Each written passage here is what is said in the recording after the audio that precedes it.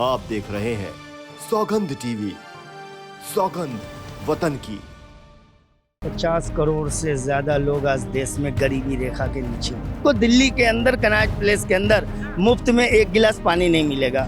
एक कमाने वाले 10 खाने वाले हैं। हर काम सरकार तो करेगी नहीं। नमस्कार, आप देख रहे हैं सौगंध टीवी और मैं हूं आपके साथ राधिका शर्मा। अगर बात की जाए रोजगार की, रोजगार के साथ साथ महंगाई, रोजगार लगातार कम होता जा रहा है, महंगाई लगातार उछाल पे है और साथ साथ में G20 में जिस तरह से ठेले वाले हैं या पटरी वाले हैं 3 दिन का बंद है और जिस तरह से सिमट गए हैं वो अपने काम से, क्या लगता है किस तरह से जो है वो इस चीज को लेकर चलेंगे? आइए चर्चा कर लेते हैं क्या कुछ कहना है। रोजगार, अगर रोजगार देखा जाए क्या कहेंगे आप? रोजगार कितना है देश में? रोजगार समझ लीजिए कि 50 करोड़ से ज्यादा लोग आज देश में गरीबी रेखा के नीचे। गरीबी रेखा के नीचे क्या वजह है?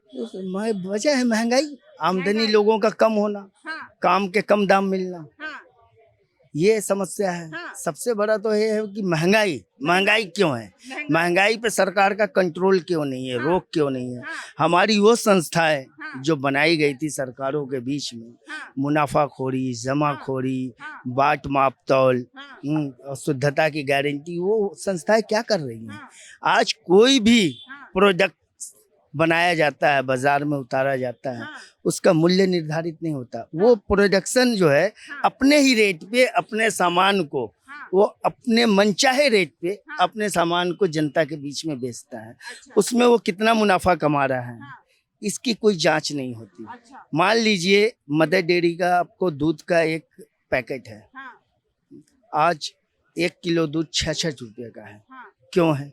हाँ, दही का हाँ। 40 ग्राम का दही का पैकेट हाँ, 10 रुपये मिलता है। हाँ। वो आम दुकानों पे बनिया के यहाँ जो है कि 100 ग्राम वही दही 10 रुपए का मिलता है। अच्छा, इतना फर्क क्यों है? इतना फर्क क्यों? इतना फर्क क्यों है? इतना जो आमदनी, जो कमाई है लोगों की, हाँ, प्रोडक्टरों की, जो बनाते हैं सामान अपना, हाँ, उनकी कमाई इतनी अधिक क्यों है? हाँ, जनता ही तो भुगत रही है, हाँ, जनता ही तो अपनी जेब से दे रही है। हाँ, रोजमर्रा की चीजें हैं। हाँ, आप देखिए, पानी एक हाँ। जिंदगी के लिए अहम जरूरी चीज है। पानी, हाँ, आप ये पूरे कनॉट प्लेस में घूम जाइए, हाँ, आपको कहीं भी एक पानी का मुफ्त का कूलर नहीं मिलेगा हाँ, कि आम जनता टहलने फिरने वाली हाँ। एक गिलास पानी पी ले मुफ्त में, हाँ। उसे भी लेकिन 20 रुपए केजरीवाल ने पूरी दिल्ली को पानी तो फ्री दिया हुआ है ना। की बात कर रहा हूँ मैं, सरकारों की बात कर रहा हूँ। सरकारें चाहे जिसकी हो, हाँ, मैं किसी एक सरकार की बात नहीं कर रहा हूँ। मैं जब दिल्ली की बात कर रहा हूँ तो ये दिल्ली की बात है कि आपको दिल्ली के अंदर कनॉट प्लेस के अंदर मुफ्त में एक गिलास पानी नहीं मिलेगा। जी। आप मजबूरन 1 लीटर पानी खरीदेंगे बिस्लरी का।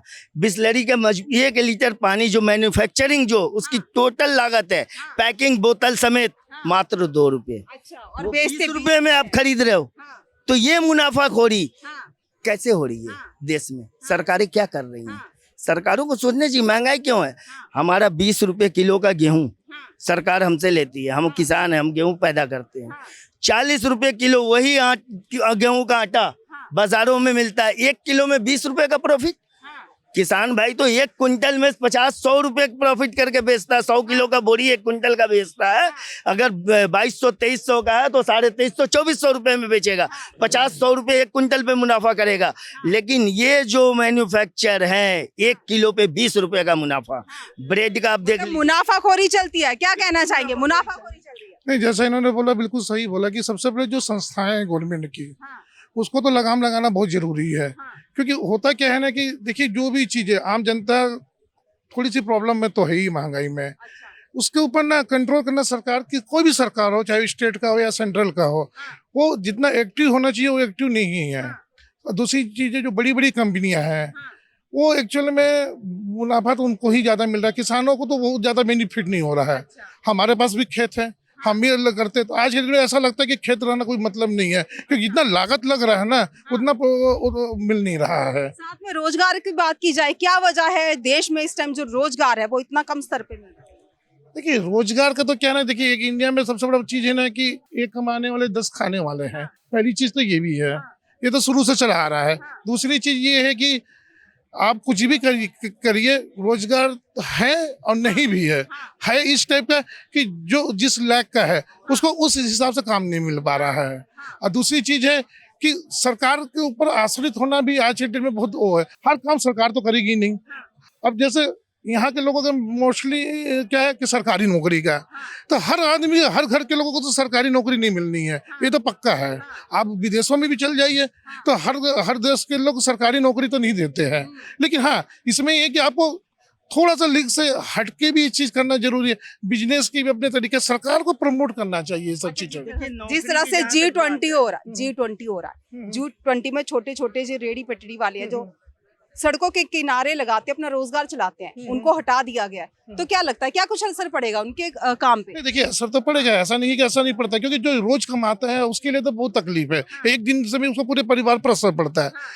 यही चीज है ना, ये मैनेज की चीज होती है। सरकार को G20 की बहुत अच्छी बात है और ऐसा होना भी चाहिए। ये भारत के लिए बहुत बड़ी बात है, इससे भारत को बहुत बेनिफिट होगा, सरकार को भी बहुत बेनिफिट होगा, देश के लोगों को भी होगा। इतना ज्यादा टूरिज्म यहाँ पर आएगा, लोग यहाँ के लोगों को देखेंगे, यहाँ के बारे में समझेंगे। लेकिन इसका एक और भी पहलू है कि जो हमारे यहाँ के लोग हैं उनके बारे में भी सोचना चाहिए था सरकार को कि हाँ, कुछ ना कुछ उनको भी रिलीफ देना चाहिए था, कि एकदम से बंद करना कोई सॉल्यूशन नहीं है। कुछ तरीके से, जैसा मान लीजिए कि एक लाइन में अगर 10 लोग हैं तो 10 में से आप ऐसा फार्मूला अपनाते हैं कि कम से कम लोगों को बंद करना पड़ता है। कम से कम लोगों को क्या कहना चाहेंगे? देखिए, जहाँ तक G20 है, हमारे देश के लिए बड़े गौरव और सम्मान की बात है कि दुनिया के तमाम देशों के लोग आज भारत में आ रहे हैं। लेकिन उनसे हमें क्या मिलना है, क्या हमें लेना है, उनको हमें क्या देना है, ये भी सोचना पड़ेगा। आज एक पर्यावरण को सुरक्षित रखना एक सबसे बड़ा मुद्दा है देश के अंदर। हमारी पौराणिक आदिवासी सभ्यता से जो हमारे देश में पर्यावरण के अनुकूल जो हम सामग्रियां बनाते थे, जैसे जूट है, सन के रस्सियां हैं, पत्तों के इस्तेमाल करते थे, लकड़ी का, काष्ठ का, बांस का, तमाम चीज़ों का जो हम इस्तेमाल करते थे अपने दैनिक उपयोग की चीज़ों में, आज उसकी जगह रासायनिक युक्त प्लास्टिक जो समाज को हम ग्रहण कर रहे हैं। दुनिया को हमें अपने कला कौशल को विकसित करके दुनिया के देशों तक पहुंचाना चाहिए, जिससे पर्यावरण का भला हो। हम पत्ते का इस्तेमाल करें, हम सन का इस्तेमाल करें, हम जूट का इस्तेमाल करें, हम तमाम वो प्राकृतिक संसाधनों का इस्तेमाल करें, जिससे हमारा पर्यावरण पूरे विश्व को हमें एक ज्ञान दे कि पर्यावरण को हम कैसे सुरक्षित रख सकते हैं। हम अपने प्रोजेक्ट विश्व के दूसरे देशों में लगाएं। जो हमारे यहाँ की कला है, जो हमारी जो पुरानी सभ्यता है, जो जिसमें हमने निपुणता हासिल की है, हम तो इस चीज़ को गौर करते जा रहे हैं, समाप्त करते जा रहे हैं।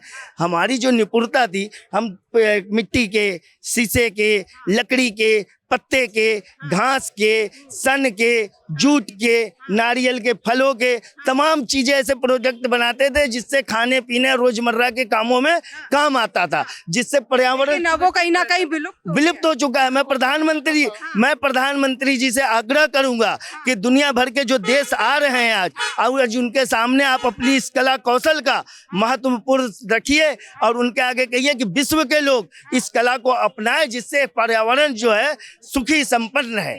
जिस तरह से बात की गई रोजगार की, साथ साथ में जो महंगाई की और G20 जैसे आ रहा है, उसी तरह से कहा जा रहा है जो हमारी कलाएं पुरानी थी विलुप्त हो गई हैं, तो क्या वो कलाएं फिर से शुरू करनी चाहिए। मिट्टी के बर्तनों का जो यूज बंद हुआ, उसके साथ साथ बहुत सारी चीजें ऐसी हैं जो पुराने वक्त में हमारे से चली आ रही हैं, हमारी संस्कृति में रही हैं।